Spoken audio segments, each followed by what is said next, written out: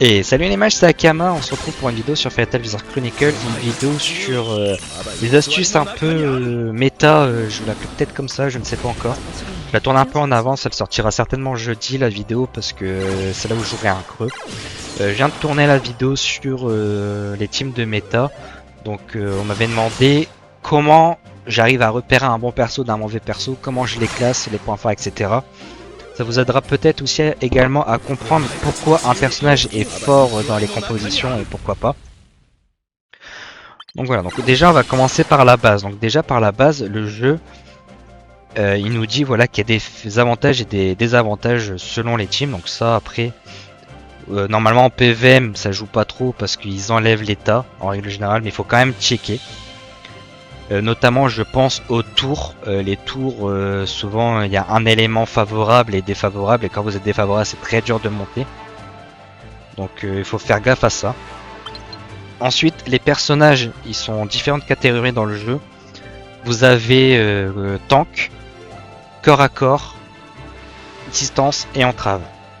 Donc déjà, pour les persos qui sont devant, c'est tank et corps à corps. Donc comment on les différencie? En fait, en règle générale, tank, c'est très peu joué et très nul.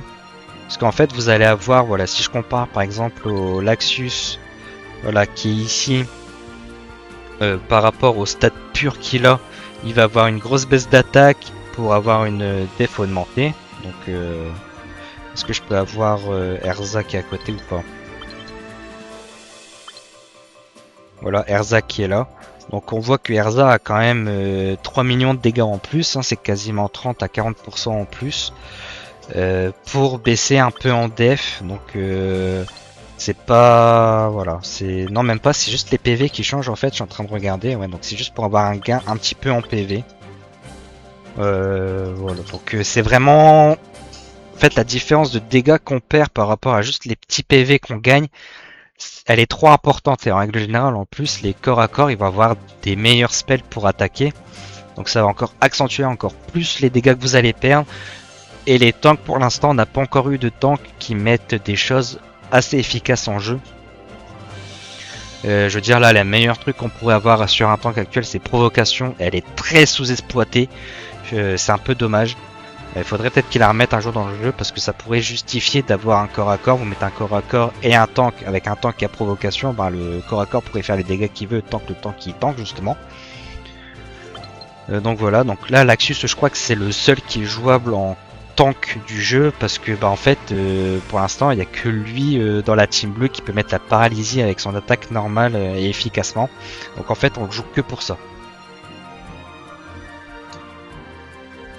Donc c'est juste ça qui va différencier entre les deux. Donc c'est pour ça qu'en règle générale un corps à corps sera toujours meilleur qu'un tank où il faut vraiment que le tank il fasse quelque chose de bien pour la team en question. Ensuite nous avons les persos entraves. Donc les entraves c'est quoi comme perso? En règle générale c'est des persos qui vont nerfer ou mettre des malus sur les personnes en face. Donc en règle générale c'est pas des bons persos pour le PVM mais plutôt pour le PVP, parce qu'à moins que c'est un perso entrave qui baisse la défense critique, auquel cas ça va indirectement augmenter nos dégâts du coup, parce que défense critique c'est augmentation de dégâts critiques, c'est vice versa. Donc voilà, donc ça va être souvent des persos qui vont mettre peut-être du gel, peut-être de l'entrave, peut-être malus de précision, malus d'esquive, tous ces trucs là. Donc c'est pas des choses qu'on apprécie vraiment en PVM. Nous en PVM, étant donné qu'on va jouer sur le full esquive pour pas se prendre les tartes au début. Donc ouais, donc dans les entraves il y aurait que baisse de précision à la limite et également voilà, baisse de défense critique qui pourrait nous intéresser. Donc pour l'instant il n'y a pas encore vraiment de persos qui sont adéquats à ça. Le meilleur exemple c'est dans les personnages, voilà, si je prends ma team PVM en bleu, vous allez voir c'est Mess Miliana tout simplement. Deux persos entraves qui baissent la précision tout simplement, je crois, voilà, qui baissent la précision, donc en gros ça empêche les gens de nous crit. C'est le seul cas où vraiment je vois de l'intérêt, ou je vous dis, ou de la baisse de la défense crit à la limite. Donc voilà.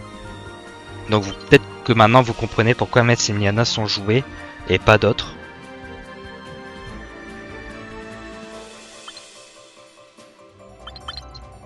Donc ensuite, là nous avons un peu le vrai truc qui m'a fait galérer au début. Parce que je me suis dit pourquoi ce perso fait pas de dégâts. Et pourquoi celui-ci en fait contrairement à l'autre. Je parle des persos distance. Parce qu'en fait les persos distance c'est pas des DPS en soi. Faut vraiment séparer distance. C'est vraiment pas égal à DPS. Distance c'est égal à support et DPS. Il faut vraiment noter ça. Donc en gros vous pouvez avoir un distance qui a un support. Et ça c'est très bizarre à dire. Donc moi c'est vraiment sur ça que j'avais du mal au début. Je vous donne l'exemple, le meilleur exemple qui soit. Je les ai devant mes yeux. Selene qui est peut-être un des meilleurs DPS du jeu avec Natsu Dragon Force qui est à distance, qui fait vraiment beaucoup de dégâts. Et vous voyez malgré que je la considère en DPS, elle a quand même du support parce qu'elle a quand même une baisse de défense critique pour l'ennemi. Donc vous voyez que des fois il y a des petits mix, des fois un support va avoir des choses de DPS et vice versa, donc c'est vraiment les deux. Et le deuxième exemple que j'ai, voilà, c'est un distance qui a l'air d'être un DPS mais qu'en fait est un support, parce que moi je l'avais au début considéré comme un DPS mais c'est vraiment un support. C'est Jelal Fernandez, c'est vraiment, voilà, il booste les dégâts critiques, il fait un peu de dégâts mais il met surtout la paralysie avec sa compétence spéciale. Et voilà, et vraiment ce qui fait qu'il fait pas de dégâts, c'est les 550% de la compétence ultime, et ça montre vraiment que c'est un support. Il est là vraiment pour booster la team. Grâce à sa compétence normale et spéciale, limite l'ultime on s'en fout. Si elle peut pas proquer l'ultime, on est content avec Jelal. C'est son gros point faible, hein. C'est pour ça que c'est un des pires festivals qui est sorti, je dirais, dans les S tiers. Je peux aussi vous donner un exemple, c'est pour la team rouge. Pour Red PVP, la team rouge, on a aussi deux exemples. Natsu Dragon Force qui est aussi un des meilleurs avec Selene pour le DPS, voilà, qui fait d'énormes dégâts et qui met un peu de brûlure. Là vraiment lui il est full DPS, hein. Le seul truc de support qu'il a c'est qu'il peut mettre la brûlure avec sa compétence normale, c'est tout. Et Irene, là qu'on dirait aussi au début on mettait S tier, on disait que c'était un DPS mais qu'en fait c'est un support. Parce que en fait, voilà, en fait, elle permet d'augmenter les taux de critique, l'attaque augmentée. Elle fait pas de dégâts sur sa compétence spéciale, donc déjà c'est une grosse perte de dégâts. Elle augmente les dégâts critiques et elle met de la burn, mais elle a que 506 DPS avec la compétence ultime. Donc il faut vraiment différencier ça, c'est que distance, c'est support et DPS, et il peut avoir des fois un mix des deux. Du 25-75, c'est rare encore le 50-50. En règle générale, s'il y a un perso que c'est 50% de support, 50% de DPS, ça va pas être fou. On préfère des persos qui se spécialisent actuellement. Donc voilà. Donc après, comment je vois qu'un perso est bien dans une team ou pas quand il sort, c'est tout simplement s'il s'intègre bien dans les compos actuels. Donc les compos actuels, c'est simple, c'est que la team bleue, ça va se jouer sur la paralysie. Team jaune sur silence. Team verte sur le saignement. J'ai oublié quoi. Et team jaune. Non, silence, j'ai déjà dit. Il manquait quoi? Bah, il y a que les trois couleurs là, donc je vois pas pourquoi je m'embête. Bleu paralysie, rouge. Ah voilà, c'est rouge sur la burn, donc la brûlure. Faut vraiment du coup voir ça. Donc, en règle générale, si le perso déjà, si c'est un corps à corps ou en distance ou n'importe quoi, qui peut mettre déjà une de ces quatre types, actuellement ça va bien rentrer. Si le perso met autre chose, eh ben, il faut attendre les persos suivants et voir si on peut faire des mix avec des compos. Mais en tout cas voilà, c'est comme ça qu'on repère déjà si un perso est bon. Et puis après ça serait aussi un perso qui est bon dans son rôle. Par exemple si c'est un corps à corps, ben, on veut qu'il fait des gros dégâts ou qu'il peut mettre voilà, qui peut par exemple Inya, voilà, qui est un corps à corps il peut mettre facilement la burn. Ichia il fait vraiment des bons dégâts.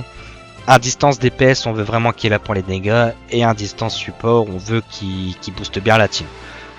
En règle générale c'est tout ce qu'il faut savoir, c'est juste ça. C'est vraiment pas dur en vrai pour l'instant à tout savoir.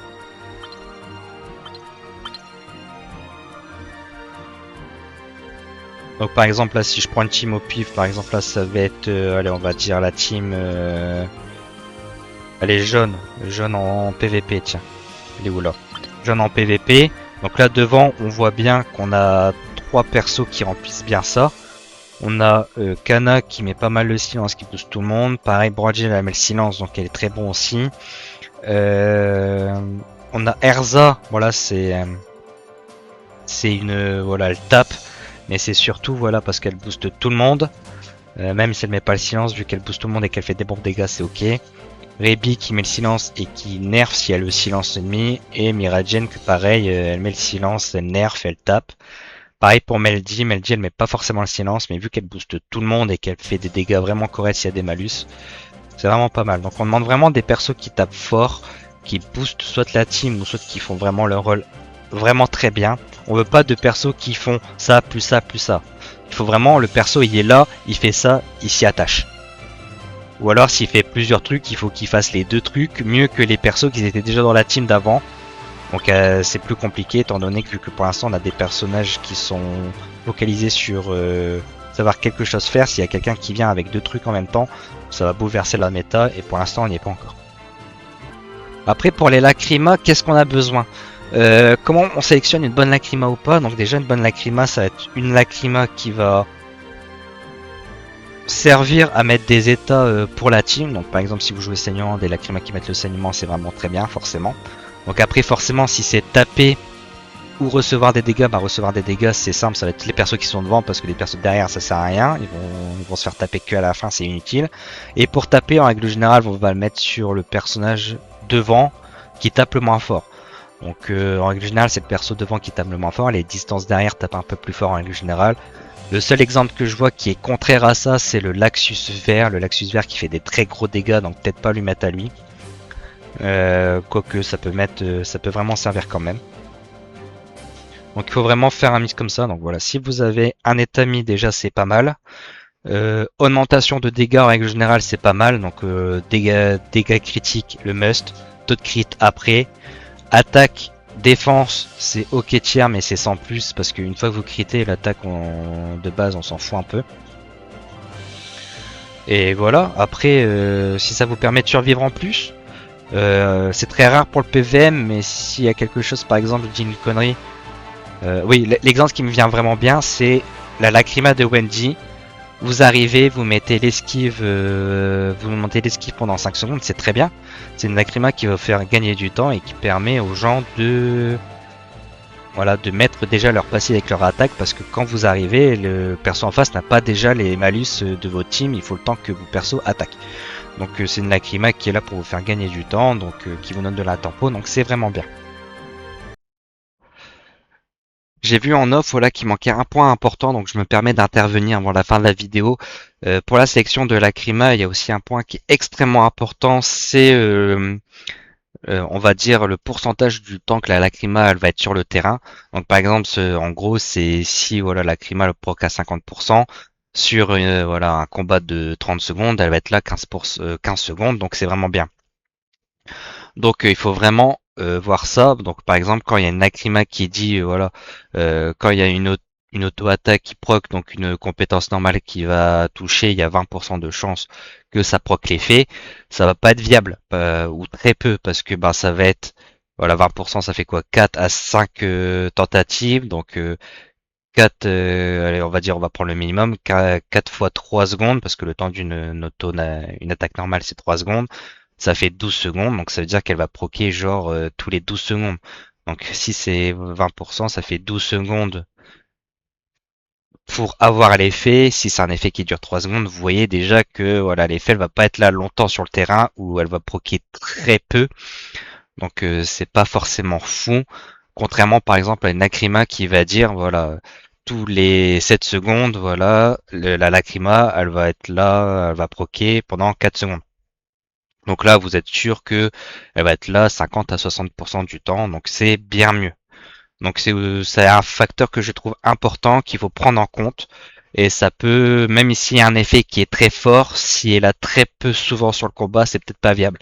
Et vice versa, peut-être qu'un effet qui est sur le papier pas très fort ou qui est moyen peut vraiment être fort parce qu'il est là vraiment longtemps et qui proc vraiment souvent.